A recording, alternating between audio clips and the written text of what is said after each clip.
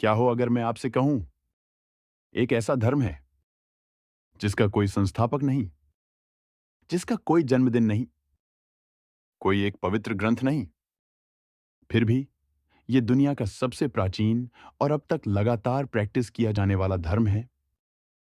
नमस्ते सच्चाई के खोजियों। स्वागत है आपका मिस्ट्री मैनर में, जहां टाइमलाइन उलझते हैं, तथ्यों में दर्शन घुलते हैं और प्राचीन दुनिया आज भी कानों में फुसफुसाती है। आज हम डुबकी लगाएंगे सबसे बड़े आध्यात्मिक रहस्य में, हिंदू धर्म की असली उत्पत्ति कहां से हुई। स्पॉइलर, ये आपकी नानी की नानी की नानी की नानी से भी पुराना है। सेगमेंट 1, बिना संस्थापक वाला धर्म।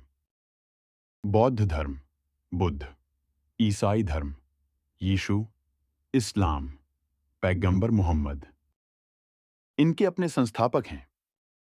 लेकिन हिंदू धर्म, ना कोई स्टार्टअप फाउंडर, ना मिशन स्टेटमेंट, ना कोई लॉन्च इवेंट।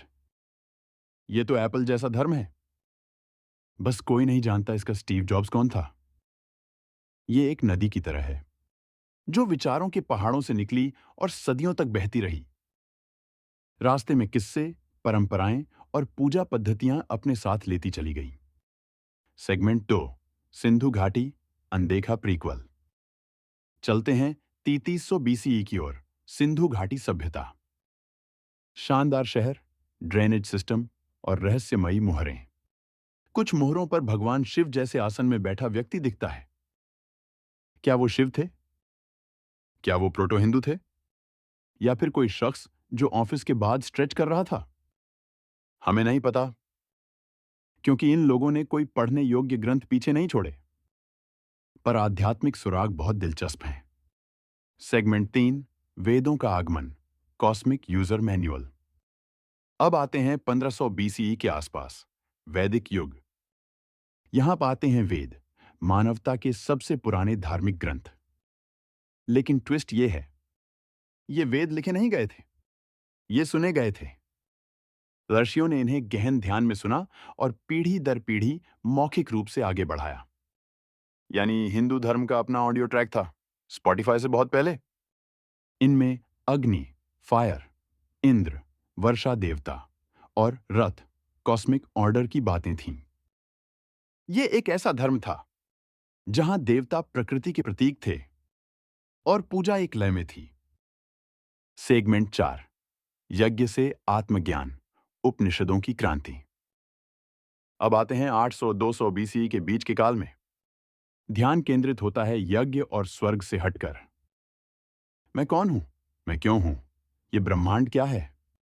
यहां आते हैं उपनिषद, जैसे कोई आध्यात्मिक दार्शनिक मंडली।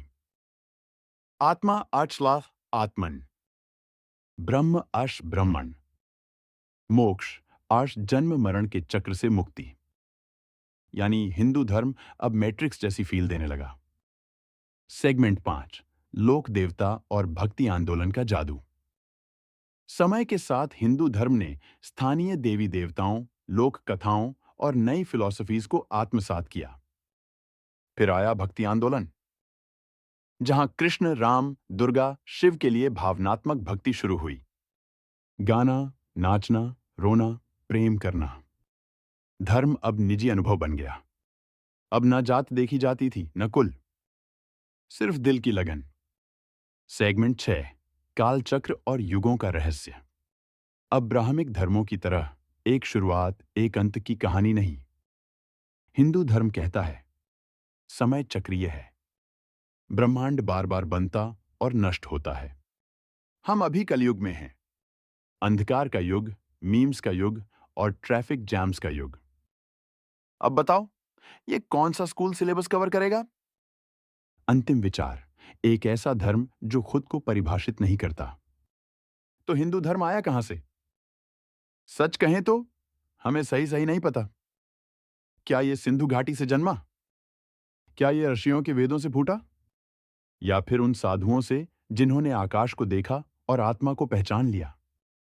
शायद हिंदू धर्म कोई धर्म नहीं था, बल्कि धर्म का मूल रूप था। आपका क्या मानना है? क्या हिंदू धर्म मनुष्य की रचना है, या ईश्वर की, या फिर ये सदा से था? अपने विचार कमेंट्स में बताइए।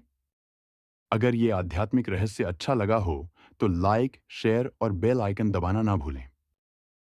तब तक जिज्ञासु रहिए, सोचते रहिए। यह है मिस्ट्री मैनर, एक ब्रह्मांडीय एयूएम के साथ विदा लेता हुआ।